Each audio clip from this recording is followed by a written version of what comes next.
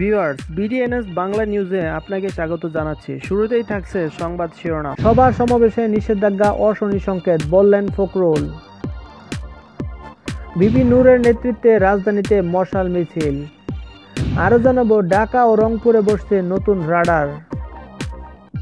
White হাউসে আরও 4 বছর থাকতে চান ট্রাম্প। ব্রহ্মপুত্র নদের উপর বাঁধ তৈরির পরিকল্পনা করছে চীন। আরও থাকছে, আগামী সপ্তাহে ভ্যাকসিন দেওয়া শুরু করবে যুক্তরাজ্য। ইরানে যুক্তরাষ্ট্র হামলা চালালে আমিরাত আক্রমণের হুমকি তেহরানের। এবং সবশেষ থাকছে, বিতর্কিত দ্বীপপুঞ্জে S-300 মোতায়েন রাশিয়ার, কি করবে জাপান। এতক্ষণ শুনছিলেন সংবাদ শিরোনাম, এবার দেখুন এ নিয়ে বিস্তারিত সংবাদ। এদিকে ঢাকা মহানগরীতে সরকারের পূর্বানুমতি ছাড়া সভা সমাবেশের উপর নিষেধাজ্ঞা জারির প্রতিবাদ ও নিন্দা জানিয়েছে বিএনপি। দলটির মহাসচিব মির্জা ফখরুল ইসলাম আলমগীর বলেছেন, সরকারের এই সিদ্ধান্ত জনগণের সাংবিধানিক ও মৌলিক অধিকারের পরিপন্থী এবং গণতন্ত্র ও রাজনীতির জন্য অশনি সংকেত। সংবিধান ও মৌলিক অধিকার পরিপন্থী এই গণবিরোধী সিদ্ধান্ত অবিলম্বে প্রত্যাহার করার দাবি জানাচ্ছি। রাতে বিএনপির কেন্দ্রীয় দফতরের চলতি দায়িত্বে থাকা সাংগঠনিক সম্পাদক সৈয়দ এমরান সালে প্রিন্স স্বাক্ষরিত এক বিবৃতিতে তিনি এসব কথা বলেছেন। বিএনপি মহাসচিব আরও বলেছেন, সংবিধানে অবাধে সভা সমাবেশ করার অধিকার যে কোনো নাগরিক ও সংগঠনের রয়েছে, কিন্তু দুর্ভাগ্যজনক হলেও সত্য যে বর্তমান সরকার ক্ষমতায় আসার পর থেকে সংবিধান স্বীকৃত জনগণের এই অধিকার বিভিন্ন সময় কেড়ে নেওয়া হয়েছে অথবা সংকুচিত বা নিয়ন্ত্রিত করেছে, যা সংবিধানের লঙ্ঘন। আবার হঠাৎ করে ডিএমপিকে দিয়ে পূর্বানুমতি ছাড়া রাজনৈতিক দল, ধর্মীয় ও সামাজিক সংগঠনের সভা সমাবেশের উপর নিষেধাজ্ঞা জারি করে সরকার আবারও সংবিধান লঙ্ঘন করল। অথচ ক্ষমতাসীন দল বা তাদের সমর্থক সংগঠন কোনো পূর্বানুমতি বা শর্ত ছাড়াই যখন তখন রাস্তা বা লোকালয় দখল করে সমাবেশ করছে। মির্জা ফখরুল ইসলাম আলমগীর আরও বলেছেন, অনুমতির নামে সরকার রাজনীতিতে বিভিন্ন শর্তের বেড়াজালে আটকে নিয়ন্ত্রণ করছে, জনগণের অধিকার হরণ করছে, রাজনীতির স্বাভাবিক পথ রুদ্ধ ও সংকুচিত করছে। মূলত প্রশাসনকে অপব্যবহার করে জনরোষ ও গণ আন্দোলন থেকে নিজেদের রক্ষা করতে সরকার সংবিধান স্বীকৃত জনগণের মৌলিক অধিকার হনন করছে। এদিকে ঢাকা বিশ্ববিদ্যালয়ের কেন্দ্রীয় ছাত্র সংসদের ডাকসু সাবেক ভিপি নুরুল হক নূরের নেতৃত্বে রাজধানীতে মশাল মিছিল ও সমাবেশ করা হয়েছে। ব্রাহ্মণবাড়িয়ায় ছাত্র যুব অধিকার পরিষদের নেতাকর্মীদের শীতবস্ত্র বিতরণ অনুষ্ঠানে হামলার প্রতিবাদে এই মশাল মিছিল ও সমাবেশ করেছে সংগঠনের নেতাকর্মীরা। বুধবার রাতে 8:15টার দিকে মশাল মিছিলটি বিজয়নগর মোড় থেকে শুরু হয়ে গুলিস্তান 0 পয়েন্ট, কাকরাইল মোড় হয়ে পল্টন মোড়ে সংক্ষিপ্ত সমাবেশে মিলিত হয়। ছাত্র অধিকার পরিষদের আহ্বায়ক রাশেদ খানের সঞ্চালনায় সমাবেশে বক্তব্য দেন যুব অধিকার পরিষদের সদস্য সচিব ও যুগ্ম আহ্বায়ক তারেকুর রহমান ও ডাকসুর সদ্য সাবেক ভিপি নুরুল হক নূর।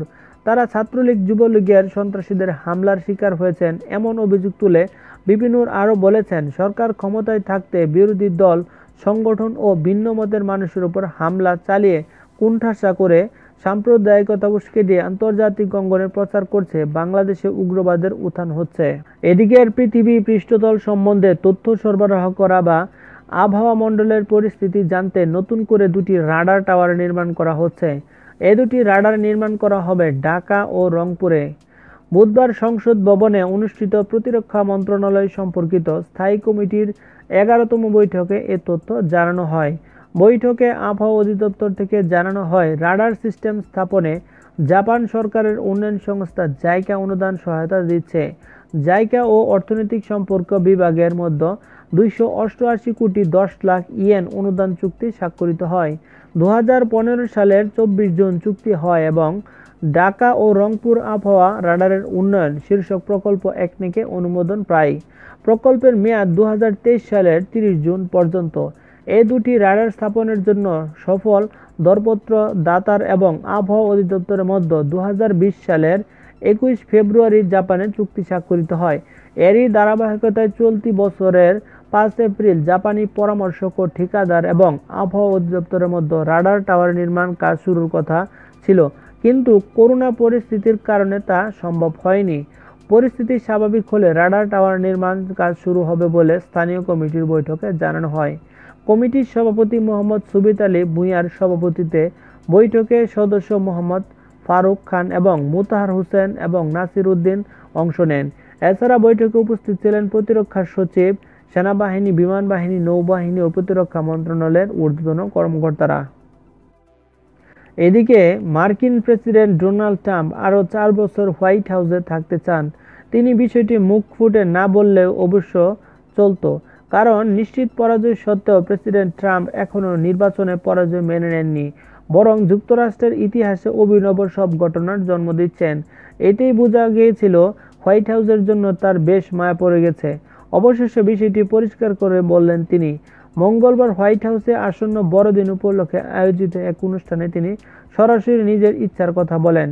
এক সূত্রের বরাত দিয়ে মার্কিন সংবাদ মাধ্যম CNN জানায়, বড়দিনের অনুষ্ঠানে ডোনাল্ড ট্রাম্প আরও 4 বছর হোয়াইট হাউসে থাকার বিষয়ে কথা বলেন। তবে এর সঙ্গে এও বলেন, এই 4 বছর 2021 থেকে কিংবা 2025 থেকে শুরু হতে পারে। অনুষ্ঠানে ট্রাম্প বলেন, দারুণ 4টি বছর গেছে, আমরা আরও 4 বছরের জন্য চেষ্টা করে যাচ্ছি, না হলে 4 বছর পর এখানে আপনাদের সঙ্গে আবার দেখা হবে। অনুষ্ঠানে অভ্যাসগতদের অধিকাংশের মুখে কোনো মাস্ক ছিল না। স্বাস্থ্য বিশেষজ্ঞদের পরামর্শ অনুযায়ী স্বাস্থ্য সুরক্ষার নীতিও সেভাবে মেনে নেওয়া হয়নি। অনুষ্ঠানে ট্রাম্প আরও মিথ্যা দাবি করে বলেন তিনি নির্বাচনে জয়ী হয়েছেন। তিনি বলেন, কিন্তু তারা এটা পছন্দ করেনি। আমার আইনি দলের সঙ্গে যে ভুয়া শুনানি হয়েছে তা কি আপনারা দেখেছেন? সত্যি এটি ছিল হতাশাজনক। ট্রাম্প স্পষ্টভাবে গুরুত্বপূর্ণ কয়েকটি অঙ্গরাজ্যে ভোট জালিয়াতির অভিযোগ করে মামলা দায়ের করায় হেরে যাওয়ার পরও এই অঙ্গরাজ্যগুলোর আইনসভায় নির্বাচনের ফলকে চ্যালেঞ্জ জানানোর পক্ষে অবস্থান তৈরি করতে চালানোর চেষ্টার কথা উল্লেখ করেছেন। হোয়াইট হাউসের সিঁড়িতে দাঁড়িয়ে প্রেসিডেন্ট ট্রাম্প অনুষ্ঠানে আগত অতিথিদের উদ্দেশ্যে কথা বলেন। বরাবরের মতোই সেখানেও তিনি নির্বাচনে নিজেকে জয়ী বলে দাবি করেছেন। নির্বাচনের ফল প্রকাশের পর থেকে এখন পর্যন্ত এর বাইরে কিছুই বলেননি ডোনাল্ড ট্রাম্প। তবে নিজের পরাজয়ের বিষয়টি তার কাছে পরিষ্কার বলেই এখনই আগামী প্রেসিডেন্ট নির্বাচনে নিজের প্রার্থিতার বিষয়ে কথা বলা শুরু করেছেন ট্রাম্প। এরই মধ্যে ঘনিষ্ঠদের নিয়ে এই বিষয়ে একটি আলাদা কমিটিও গঠন করেছেন তিনি। রিপাবলিকান দলের উপর তার প্রভাব এখনও অবিশ্বাস্য রকমের বেশি। এটা এতটাই যে ট্রাম্পকে এড়িয়ে নবনির্বাচিত প্রেসিডেন্ট জো বাইডেনকে অভিনন্দন জানানোর কাজটি খুব বেশি রিপাবলিকান নেতারা করতে পারেনি। তবে তার ঘনিষ্ঠ হিসেবে পরিচিত অনেকের সঙ্গে আবার এই সময় দূরত্বও তৈরি হয়েছে। ডোনাল্ড ট্রাম্প যদি পরের নির্বাচনের প্রেসিডেন্ট প্রার্থী হন, তবে অনেক রিপাবলিকান নেতার জন্যই আগামী 4 বছর বেশ জটিল হয়ে উঠবে। কারণ একদিকে তাদের ট্রাম্পকে সমঝে চলতে হবে, অন্যদিকে নতুন প্রশাসনের অধীনে নিজেদের অবস্থান ধরে রাখতে গেলে এমন অনেক কাজ করতে হবে যা হয়তো ট্রাম্পের পছন্দ হবে না। ফলে দুই নৌকায় পা রেখে চলার মতো বিপজ্জনক কাজ তাদের করতে হবে। এক্ষেত্রে নিজ নিজ নির্বাচনী এলাকার মানুষের আস্থা হারানোর ঝুঁকিও থাকবে। আবার এমন অনেক শীর্ষ নেতা রয়েছে যারা ট্রাম্পের কারণে এবার প্রার্থিতা পাননি, পরের বার প্রার্থী হওয়ার বিষয়টি আগে থেকেই ভেবে রেখেছেন। এমন নেতারা দ্রুতই ট্রাম্পকে ত্যাগ করতে পারেন। এদিকে তিব্বতের ব্রহ্মপুত্র নদীর উপর একটি বড় জলবিদ্যুৎ প্রকল্প তৈরি করবে চীন। এই সংক্রান্ত একটি প্রস্তাব চীনের 14তম পঞ্চবার্ষিকী পরিকল্পনা সামনে আনা হয়েছে, যা সামনের বছর থেকে বাস্তবায়ন শুরু হবে। বাঁধ নির্মাণের দায়িত্ব পাওয়া একটি চীনা কোম্পানির প্রধানের বরাত দিয়ে দেশটির রাষ্ট্রীয় একটি সংবাদ মাধ্যম গত রোববার এই তথ্য জানিয়েছে। ভারতের এনডিটিভির এক প্রতিবেদনে এ তথ্য জানানো হয়। গ্লোবাল টাইমসের প্রতিবেদন অনুযায়ী চীনের পাওয়ার কনস্ট্রাকশন কর্পোরেশনের চেয়ারম্যান ইয়ান জিং বলেছেন, চীন ইয়ারলুং জাংবুর ভাটিতে জলবিদ্যুৎ প্রকল্প বাস্তবায়ন করবে। প্রকল্পটি পানির সংস্থান এবং অভ্যন্তরীণ সুরক্ষায় কাজ করবে। গত বৃহস্পতিবার এক সম্মেলনে ইয়ান বলেন, প্রকল্পটি দেশের 14তম পঞ্চবার্ষিকী পরিকল্পনা প্রণয়নের প্রস্তাবে স্পষ্টভাবে তুলে ধরা হয়েছে এবং ক্ষমতাসীন কমিউনিস্ট পার্টি অব চায়নার কেন্দ্রীয় কমিটির 2035 সাল পর্যন্ত গৃহীত দীর্ঘমেয়াদী পরিকল্পনাতেও তা রয়েছে। ইয়ান চীন সোসাইটি ফর হাইড্রো পাওয়ার ইঞ্জিনিয়ার্সের 40তম বার্ষিকী উদযাপন উপলক্ষে আয়োজিত সম্মেলনে এসব কথা বলেন। ইতিহাসে এর সমান্তরাল কিছু নেই। এটি চীনের জলবিদ্যুৎ শিল্পের জন্য ঐতিহাসিক সুযোগ হবে। গত মাসে সিপিপির মূল নীতি সংস্থা প্ল্যানাম চীনের 14তম পঞ্চবার্ষিকী পরিকল্পনা 2021 থেকে 2025 জাতীয় অর্থনৈতিক ও সামাজিক উন্নয়ন এবং 2035 সালের মধ্যে দীর্ঘমেয়াদী পরিকল্পনা গ্রহণ করে। আগামী বছর শুরুর দিকে জাতীয় পিপুলস কংগ্রেস দ্বারা আনুষ্ঠানিক অনুমোদনের পর এই পরিকল্পনার বিবরণ প্রকাশ করা হবে বলে আশা করা হচ্ছে। ভারতের এনডিটিভির খবরে বলা হয়েছে, ব্রহ্মপুত্রের উপর বাঁধ নির্মাণের এই প্রস্তাব ভারত এবং বাংলাদেশের জন্য উদ্বেগ তৈরি করেছে। চীন এসব উদ্বেগ অস্বীকার করে বলেছে, দেশগুলোর স্বার্থের কথা মাথায় রাখবে তারা। ভারত সরকার ধারাবাহিকভাবে চীনা কর্তৃপক্ষের কাছে তাদের মতামত উদ্বেগ প্রকাশ করেছে। উজানের কোনো তৎপরতার ফলে বাটির দেশগুলোর স্বার্থ যাতে ক্ষতিগ্রস্ত না হয় তা নিশ্চিত করার জন্য তাদের প্রতি আহ্বান জানান। এদিকে ব্রিটেন সরকার ফাইজার বায়োনটেকের ভ্যাকসিনের অনুমোদন দিয়েছে। দেশটি বিশ্বের প্রথম দেশ হিসেবে এর অনুমোদন দিল। আগামী সপ্তাহ থেকেই এই ভ্যাকসিনের ব্যবহার শুরু করবে দেশটি। বুধবার আন্তর্জাতিক সংবাদ মাধ্যমের খবরে এসব তথ্য নিশ্চিত করেন।